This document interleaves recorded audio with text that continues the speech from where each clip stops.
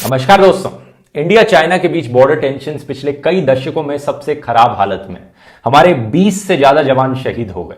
इसी के चलते इंडियंस में बॉयकॉट चाइना का सेंटीमेंट फिर से ट्रेंड करने लग रहा है। कुछ लोग इस इमोशन को जताने के लिए अपने घर से चाइनीज टीवीज को नीचे फेंकने लग रहे हैं और कुछ लोग चाइनीज खिलौनों को तोड़ने लग रहे हैं।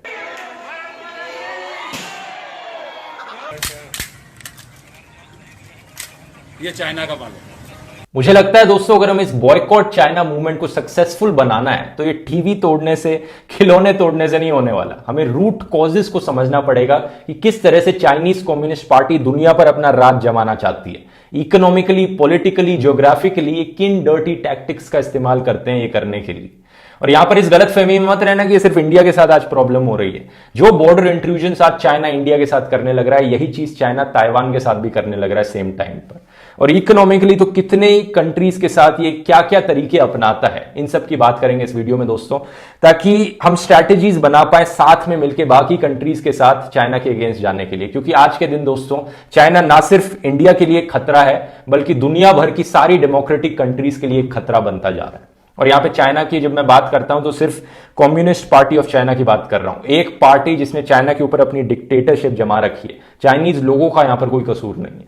आइए देखते हैं। पहले इकोनॉमिक टैक्टिक्स की बात करते हैं, लेकिन शुरुआत करना चाहूंगा मैं कुछ बेसिक से, ट्रेड के बारे में। कोई भी कंट्री दोस्तों किसी और कंट्री के साथ ट्रेड क्यों करना चाहेगी? 3 मेन रीजंस हो सकते हैं। पहला रीजन है कि आपकी कंट्री में कोई ऐसा प्रोडक्ट अवेलेबल नहीं है जो किसी और कंट्री में मिल रहा हो। फॉर एग्जांपल यूके में, ब्रिटेन में बनानाज अवेलेबल नहीं थे ईयर 1633 से पहले, क्योंकि उनके क्लाइमेट में बनानाज उग नहीं सकते। तो वो केले इंपोर्ट करेगी दूसरी कंट्री से, इसलिए ट्रेड करना चाहेगी। दूसरा रीजन हो सकता है कि कोई भी प्रोडक्ट या सर्विस किसी और कंट्री में आपको ज्यादा सस्ते में मिल रहा है एज कंपेयर टू आपकी खुद की कंट्री में। इसका एक अच्छा से एग्जाम्पल हो सकता है कि इंडिया में जो कॉल सेंटर्स हैं यूएस कंपनीज ने खोले हुए हैं, क्योंकि यूएस कंपनीज को इंडिया में कॉल सेंटर्स खोलना ज्यादा सस्ता पड़ता है एज कंपेयर टू यूएस। और तीसरा रीजन हो सकता है कि कोई भी प्रोडक्ट सर्विस आपको बेटर क्वालिटी का मिलता हो दूसरी कंट्री में, इसलिए आप ट्रेड करना चाहेंगे, अपनी कंट्री में लाना चाहेंगे। तो ट्रेड करने के एडवांटेजेस बड़े क्लियर हैं। कंज्यूमर्स को ज्यादा चॉइस मिलेगी, कंज्यूमर्स को सस्ते प्रोडक्ट मिलेंगे, हर कंट्री किसी अपनी चीज में स्पेशलाइज कर पाएगी जिससे कि वो अपने बेटर प्रोडक्ट्स बना पाए और इंटरनेशनली हर कंट्री को उससे बेनिफिट पहुंच पाए। तो इकोनॉमिकली हर कंट्री के लिए एक अच्छी चीज है। इनफैक्ट ये ट्रेड करना इतनी अच्छी चीज होती है कि रिसर्च ने बताया था every 1% increase in the trade to GDP ratio हमें देता है 0.47% increase in the GDP per capita of that country. मतलब ट्रेड अगर इंक्रीज करोगे तो जीडीपी बढ़ेगा कंट्री का। बड़ा क्लियर कट रिलेशन है यहां पर। लेकिन दोस्तों ये एक बहुत ही सिंपलिस्टिक एक्सप्लेनेशन है। असली दुनिया में बहुत सी कॉम्प्लेक्सिटीज मौजूद हैं, जैसे कि उन अंडर डेवलप्ड और डेवलपिंग कंट्रीज का क्या होगा जो किसी भी चीज में खुद से स्पेशलाइज नहीं कर पाती। अगर ना किसी कंट्री के पास कोई नेचुरल रिसोर्स है अच्छा, ना कोई किसी चीज में स्पेशलाइजेशन है, तो कोई भी ऐसा प्रोडक्ट या सर्विस किसी और कंट्री को एक्सपोर्ट ही नहीं कर पाएंगी, उन्हें सिर्फ इंपोर्ट करना पड़ेगा। और ऐसे में ट्रेड एक बहुत बड़ा नुकसान बन जाएगा उस कंट्री के लिए। ऐसे में क्या करेगी एक कंट्री? ऐसे में दोस्तों बहुत सी डेवलपिंग और under developed countries import taxes लगाती हैं, जिन्हें टैरिफ्स कहते हैं। कि कोई बाहर का प्रोडक्ट अपनी कंट्री में इंपोर्ट करने के लिए टैक्स लगेगा, कंज्यूमर्स को महंगा पड़ेगा वो प्रोडक्ट, और ऐसा टैक्स लगाने से जो कंट्री की खुद की लोकल इंडस्ट्रीज हैं उन्हें बेनिफिट मिल पाए। लेकिन टैरिफ्स लगाने के दोस्तों और भी बहुत रीजंस हो सकते हैं, जैसे कि अगर किसी कंट्री को किसी और कंट्री पर प्रेशर बनाना है किसी जियोपॉलिटिकल डिसीजन को लेकर, या उनकी किसी इकोनॉमिक डिसीजन से कोई कंट्री असहमत है, तो प्रेशर बिल्डअप करने के लिए भी टैरिफ्स लगाए जा सकते हैं। अब देखते हैं दोस्तों कि किस तरह से चाइनीज कम्युनिस्ट पार्टी ट्रेड का और टैरिफ्स का मिसयूज करती है बाकी कंट्रीज के खिलाफ। चाइना ने 2001 में वर्ल्ड ट्रेड ऑर्गेनाइजेशन को ज्वाइन किया। डब्ल्यूटीओ को ज्वाइन करते वक्त चाइना पर कुछ कंडीशंस लगाई गई थी। चाइना ने प्रॉमिस किया था कि वो अपनी इकोनॉमी को और लिबरलाइज करेगा और ओपन अप करेगा, ताकि आसानी से ट्रेड करी जा सके चाइना और बाकी कंट्रीज के बीच में। लेकिन आज 20 साल बाद दोस्तों कुछ हद तक चाइना ने जरूर अपने आप को ओपन अप किया है, लेकिन मोटे मोटे तौर पर कहें तो बुरी तरह से मिसयूज किया चाइना ने डब्ल्यूटीओ का अपने फायदे के लिए। आज हालत क्या है आज के दिन? मेड इन चाइना सामान आपको ऑलमोस्ट हर कंट्री में मिल जाएगा दुनिया की। इतना ज्यादा चाइना मेड इन चाइना सामान को एक्सपोर्ट करता है बाहर। लेकिन जब इंपोर्ट करने की बात आती है तो दुनिया की सबसे बड़े social media networks YouTube, Facebook, Google, Amazon, इनका नामो निशान तक नहीं मिलेगा आपको चाइना के अंदर। चाइना ने इनको अपने अंदर आने ही नहीं दिया। ये वन साइडेड ट्रेड है एक तरह से। बाहर भेजना है तो बड़े आसानी से मेड इन चाइना सामान सबको एक्सपोर्ट करो, लेकिन बाकियों को अपनी कंट्री के अंदर मत आने दो। उल्टा चाइना ने किया क्या, इन कंपनीज को कॉपी किया, इनकी टेक्नोलॉजी चुराई और कॉपी कैट क्लोन्स बनाए अपनी कंट्री के अंदर। आज के दिन दोस्तों चाइना का यूट्यूब है यूकू, चाइना का अमेजॉन है अलीबाबा, चाइना का गूगल है बाइडू, चाइना का फेसबुक है वाइबो। ये सारी कॉपी कैट कंपनीज जो पूरा कॉन्सेप्ट आइडिया सब चुराकर अपना क्लोन यहां पर खड़ा कर दिया ताकि उन कंपनीज को फायदा ना पहुंच सके, बाकी कंट्रीज को फायदा ना पहुंच सके ट्रेड का। इंटेलेक्चुअल प्रॉपर्टी थेफ्ट यानी आईपी थेफ्ट चाइना ने ऑलमोस्ट हर सेक्टर में किया। किसी कंट्री में कोई नई टेक्नोलॉजी आ जाए, चाइना में यहां क्लोन खड़े हो जाएंगे। और नॉर्मली ऐसा किसी डेमोक्रेटिक कंट्री में होता तो ये पॉसिबल नहीं हो सकता, क्योंकि मान लो कोई यूके की कंपनी किसी यूएस की कंपनी का कोई प्रोडक्ट क्लोन करना चाह रही है, तो वो यूएस की कंपनी यूके के कोर्ट्स में जाकर कोर्ट में केस फाइल कर सकती है। लेकिन चाइना में कोर्ट केस का सवाल ही नहीं खड़ा होता। वहां की जो डिक्टेटरशिप सरकार है वो ऐसी क्लोन कंपनीज को प्रमोट करती है, उनको बचा कर रखती है ताकि ये सब ना हो पाए। इनफैक्ट दोस्तों इन्होंने अपने रूल्स ही ऐसे बदल रखे हैं चाइना में कि इन कंपनीज को फायदा पहुंचे। फॉर एग्जाम्पल एक ऐसा रूल है, अगर किसी फॉरेन कंपनी को चाइना के अंदर आकर बिजनेस बनाना है तो उनको आईपी ट्रांसफर करना पड़ेगा अपना चाइनीज पार्टनर को। इसी के रिगार्डिंग दोस्तों यूरोपियन यूनियन कमीशन ने 2018 में वर्ल्ड ट्रेड ऑर्गेनाइजेशन को कंप्लेन भी फाइल करी थी कि चाइना देखो किस तरह से मिसयूज करता है इन चीजों का। चाइना फोर्स करता है बाकी किसी भी फॉरेन कंपनी को कि अपनी टेक्नोलॉजी वो चाइना को दे दें, फ्री में देनी पड़ेगी अगर चाइना में बिजनेस करना है तो। एस्टिमेट किया जाता है कि यूएसए को $300 बिलियन से लेकर $600 बिलियन के बीच में हर साल नुकसान सहना पड़ता है चाइना के इस चोरी की वजह से। दूसरा हथियार चाइना का इकोनॉमिक्स में है जिसे कहते हैं डंपिंग। डंपिंग का बेसिकली मतलब यह है दोस्तों कि आप अपने कंट्री के किसी प्रोडक्ट को दूसरी कंट्री में एक्सपोर्ट करो इतनी कम कॉस्ट में कि उस दूसरी कंट्री की जो लोकल इंडस्ट्रीज होंगी वही बंद पड़ जाएंगी, आउट ऑफ बिजनेस चली जाएंगी, आपका मार्केट शेयर बढ़ेगा, आपको मोनोपोली मिल जाएगी उस इंडस्ट्री में और फिर आप बेसिकली उस कंट्री की उस इंडस्ट्री को कंट्रोल कर रहे होगे। फॉर एग्जाम्पल के तौर पे बताऊं, जैसे कि मान लो इंडिया के टॉय मैन्युफैक्चरर्स हैं जो एक सर्टेन कॉस्ट पे टॉयज बना पाते हैं, लेकिन चाइनीज कंपनीज आकर उससे कहीं कम कॉस्ट में उन टॉयज को बेचेंगी, तो कंज्यूमर्स जो है वो ये देखेंगे कि इतना सस्ता में चाइनीज खिलौने मिल रहे हैं, यहाँ पर हम यहाँ ये खरीदेंगे क्योंकि इतने सस्ते मिल रहे हैं। और अगर यही चीज 2-3 साल तक होती रही, कोई इंडियन टॉयज नहीं खरीदना चाहेगा तो Indian toy makers out of business चले जाएंगे और चाइनीज को इंडियन टॉय इंडस्ट्री में मोनोपोली मिल गई। और आप पूछोगे चाइना कर कैसे पाता है, चाइना इतने सस्ते में कैसे प्रोडक्ट्स बना पाता है कि वो डंपिंग कर पाए? इसका सिंपल आंसर है दोस्तों, चाइनीज गवर्नमेंट सपोर्ट करती है डंपिंग करने में। चाइनीज गवर्नमेंट एक्सपोर्ट सब्सिडीज देती है कंपनीज को कि अगर आप अपने प्रोडक्ट्स को एक्सपोर्ट करोगे बाकी कंट्रीज में, हम आपको सब्सिडीज देंगे, हम आपको पैसे देंगे अगर आप डंपिंग करोगे बाकी कंट्रीज में। USB sticks, calculators, vitamin C और E, nylon cord, measuring tape, CFL lamp, caustic soda, kitchenware, tableware, solar cells, ये कुछ आइटम्स हैं दोस्तों जो कि आज के दिन माना जाता है चाइना इंडिया में डंप करने लग रहा है। इंडियन गवर्नमेंट इनका रिव्यू लेने लग रही है। ये एक दिन पहले की खबर है कि एक बड़ी इंपॉर्टेंट मेडिसिन चाइना इंडिया में डंप करने लग रहा है और इंडियन गवर्नमेंट कंसिडर कर रही है इस पर टैक्स बढ़ाया जाए, ड्यूटी बढ़ाई जाए ताकि ये डंपिंग रोकी जा सके। और इंडिया इकलौती कंट्री नहीं है दोस्तों, ऑस्ट्रेलिया में करंटली इन्वेस्टिगेशन चलने लग रही है कि कैसे चाइना स्टील और एल्यूमिनियम को डंप करने लग रहा है ऑस्ट्रेलिया में।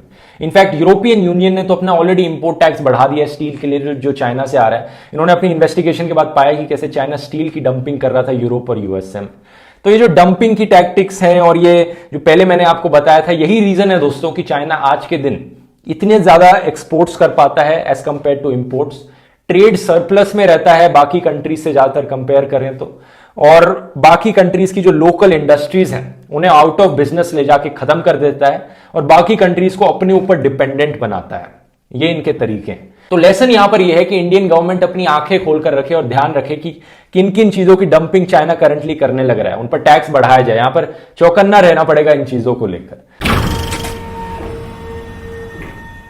एक तीसरी टैक्टिक है करेंसी मैनिपुलेशन। चाइना को अक्यूज किया जाता है कि वो अपनी करेंसी को जानबूझकर अंडर वैल्यू करके रखता है यूएस डॉलर के कंपैरिजन में, ताकि वो अपना कॉस्ट एडवांटेज मेंटेन कर सके। 30 to 40% का कॉस्ट बेनिफिट रहे अगर कोई भी मेड इन चाइना प्रोडक्ट खरीदना चाहे तो। इतनी कम करेंसी की वैल्यू जितनी वो रखता है उतनी होनी नहीं चाहिए अगर फ्री मार्केट्स में देखा जाए तो ये भी एक और एक्विजिशन है जो चाइना पर किया जाता है। तो इन सारे रीजंस की वजह से दोस्तों जो चाइना अनफेयर ट्रेड प्रैक्टिसेस अपनाता है, डंपिंग करता है, चोरी करता है और ये करेंसी मैनिपुलेशन करता है। इन्हीं सब रीजंस की वजह से दोस्तों डोनाल्ड ट्रंप ने ट्रेड वॉर डिक्लेयर करी थी चाइना के खिलाफ। इंपोर्ट टैरिफ्स बढ़ा दिए डोनाल्ड ट्रंप ने ताकि चाइना ये सब फायदे ना उठा पाए, और ट्रेड वॉर की वजह से दोस्तों दोनों कंट्रीज को नुकसान होता है। मैं बाकी आगे के किसी और वीडियो में बात करूंगा ट्रेड वॉर के एक्चुअली में इफेक्ट्स क्या हुए थे, क्योंकि वही इफेक्ट्स हमें दिखाएंगे कि हम चाइना को अगर ट्रेड के तरीके से बॉयकॉट करेंगे, टैरिफ्स बढ़ाकर बॉयकॉट करेंगे, तो क्या रिजल्ट्स निकल सकते हैं। पॉलिटिकली अगर हम बात करें तो चाइनीज कम्युनिस्ट पार्टी बाकी कंट्रीज के इंटरनल अफेयर्स में अपना इन्फ्लुएंस जमाने की कोशिश कर रही है बहुत ही गंदे तरीकों से। इसका सबसे अच्छा एग्जांपल है ऑस्ट्रेलिया। ऑस्ट्रेलिया की इंटरनल पॉलिटिक्स में चाइना मैनिपुलेट करने की कोशिश कर रही है लोगों को। अक्यूज किया गया था कि चाइना ने बहुत से हजारों वीचैट अकाउंट्स बनाए ऑस्ट्रेलियन प्राइम मिनिस्टर को डिफेम करने के लिए, मजाक उड़ाने के लिए, और साथ ही साथ दोस्तों इतना ही नहीं, ऑस्ट्रेलियन यूनिवर्सिटीज के अंदर एक्यूज किया जाता है कि चाइनीज अपने स्पाई नेटवर्क्स बिल्डअप कर रहे हैं ताकि चाइनीज स्टूडेंट्स पर स्पाई किया जा सके। पिछले साल की एक खबर है दोस्तों, ऑस्ट्रेलिया में यूनिवर्सिटी ऑफ क्वींसलैंड में एक चाइनीज स्टूडेंट पढ़ रहा था। उसने एक प्रोटेस्ट में पार्टिसिपेट किया जो चाइनीज गवर्नमेंट के अगेंस्ट हो रहे थे ऑस्ट्रेलिया के अंदर, और चाइनीज सरकार उसकी फैमिली के घर पर पहुंच गई चाइना के अंदर और फैमिली को धमकाया कि अपने बेटे को यहां पर देख लो किस तरह से किन प्रोटेस्ट में पार्टिसिपेट कर रहा है, नहीं तो क्या कॉन्सिक्वेंसेज हो सकते हैं समझ लो। तो इस तरह से जो चाइनीज स्टूडेंट्स ऑस्ट्रेलिया के अंदर भी पढ़ने लग रहे हैं, ये कम्युनिस्ट पार्टी ऑफ चाइना उनके पेरेंट्स तक को धमकाने लग रही है। ऑस्ट्रेलियन स्ट्रेटेजिक पॉलिसी इंस्टीट्यूट ने पिछले हफ्ते एक रिपोर्ट निकाली थी जिसने बताया था कि कैसे चाइना कॉवर्ट और डिसेप्टिव तरीकों का इस्तेमाल कर रहा है इन्फिल्ट्रेट करने के लिए फॉरेन पॉलिटिकल पार्टीज में और मल्टीनेशनल कंपनीज में, ताकि जो डेमोक्रेटिक सिस्टम्स हैं दुनिया भर के उन्हें खत्म किया जा सके। अभी तक मैंने वेस्टर्न कंट्रीज और इंडिया की बात करी है, लेकिन चाइना ने दोस्तों अफ्रीकन कंट्रीज तक को नहीं छोड़ा। अफ्रीकन कंट्रीज की गरीबी का फायदा उठाते हुए चाइना वहां पर हजारों करोड़ रुपए स्पेंड करके हाईवेज बनाता है, डैम्स बनाता है, बड़े बड़े इंफ्रास्ट्रक्चर प्रोजेक्ट्स बनाता है लोन देकर, और ये अफ्रीकन कंट्रीज चाइना को पता है ये लोन वापस नहीं दे सकती, और जब ये कंट्रीज अपने लोन वापस नहीं दे पाती तो चाइना इन कंट्रीज में जो स्ट्रैटेजिक एरियाज हैं उनको खरीद लेता है, अपने अंदर ले लेता है और फिजिकली उनको ऑक्यूपाई करता है। कोई इंपॉर्टेंट पोर्ट हो तो चाइना उन्हें अपनी मिलिट्री को वहां भेजकर उस पोर्ट को अपने लिए इस्तेमाल कर लेता है। इस चीज को कहते हैं दोस्तों debt trap, debt trap of African countries by China. Search करके देख लेना, पढ़ लेना, बहुत मटेरियल अवेलेबल है इसके रिगार्डिंग। कर्ज में डुबाकर ये कंट्री को पूरा खत्म कर देता है। इसके कई एग्जांपल्स मौजूद हैं, जैसे जाम्बिया का एग्जांपल ले लीजिए, एक कंट्री है अफ्रीका में। वहां पर 2018 में एक रिपोर्ट आई थी कि जाम्बियन सरकार अपनी जो नेशनल इलेक्ट्रिसिटी कंपनी है उसका पूरा कंट्रोल चाइना को बेचने वाला है, क्योंकि उसके पास पैसे नहीं है चाइना को रीपे करने के लिए। कीनिया में जो कीनिया का सबसे बड़ा और सबसे इंपॉर्टेंट पोर्ट था, पोर्ट ऑफ मोम्बासा, ये चाइना के पास चला गया क्योंकि कीनिया के पास पैसे नहीं थे चाइना को रीपे करने के लिए। नाइजीरिया नेक्स्ट कंट्री बनने वाली है जो चाइना के डेट ट्रैप में फंसने वाली है। यही चीज कई एशियन कंट्रीज के साथ भी होने लग रही है। मालदीव्स में एक आइलैंड है जो कंप्लीटली पूरा चाइना को बिक चुका है। श्रीलंका में एक बहुत ही इंपॉर्टेंट स्ट्रैटेजिक पोर्ट है जिसका नाम है हम्बनटोटा। श्रीलंका ने ये पहले चाइना से बनवाया, श्रीलंका रीपे नहीं कर पाया चाइना को, तो चाइना ने अब ये पूरा 15,000 एकड़ का जो पोर्ट है लीज पर ले लिया 99 ईयर्स के लिए। अब ये जो पोर्ट है बहुत ही स्ट्रैटेजिक लोकेशन है, इंडिया के बड़ी पास है। चाइना इस जगह को किसी भी चीज के लिए इस्तेमाल कर सकता है, अपनी मिलिट्री वॉरशिप्स के लिए, नेवी के लिए, आर्मी के लिए, सब चीजों के लिए इस्तेमाल किया जा सकता है। और पूरी दुनिया में अगर आप देखेंगे इस मैप में आप देख सकते हैं चाइना ने कहां कहां पर पोर्ट्स को फाइनेंस किया, दुनिया में पोर्ट्स के लिए फाइनेंसिंग दी। चाइना का जो बेल्ट एंड रोड इनिशिएटिव है उस पर भी इसी रीजन से सवाल खड़े किए जाते हैं कि ये जो चाइना रोड बनाना चाह रहा है इतनी कंट्रीज के बीच में से, ये बेसिकली डेट ट्रैप में फंसाएगा इन सारी कंट्रीज को और इनका एरिया ऑक्यूपाई करेगा अपने फायदे के लिए, मिलिट्री यूज के लिए। ऊपर से जो चाइना के अंदर डिक्टेटरशिप है आज के दिन, इसकी वजह से कोई फ्री मीडिया नहीं है, कोई ऑपोजिशन नहीं है इनकी कंट्री के अंदर जो इनकी रूलिंग पार्टी को अकाउंटेबल रख पाए जब भी कोई गलत काम होए, कोई करप्शन होए। यही रीजन है दोस्तों कि कोविड-19 जैसे डिजीजेस जब इनकी कंट्री के अंदर से फैले थे बाहर, किसी को पता भी नहीं कि इन्होंने क्या किया था, इन्होंने कोई इंफॉर्मेशन डिस्क्लोज करी थी, नहीं करी थी, कोई फ्री मीडिया ही नहीं है हमें बताने के लिए। तो ये है कुछ मेजर तरीके दोस्तों जिससे चाइनीज कम्युनिस्ट पार्टी अपना इंफ्लुएंस जमाने लग रही है बाकी दुनिया पर।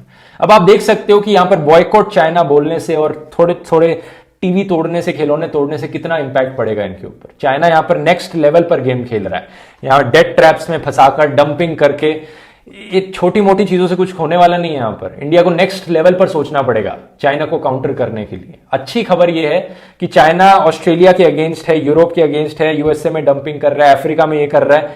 तो अगर ये सारी कंट्रीज बाकी की साथ में आकर जुड़ जाएं, यूनाइट हो जाएं चाइना के अगेंस्ट, तो उम्मीद बनती है यहां पर।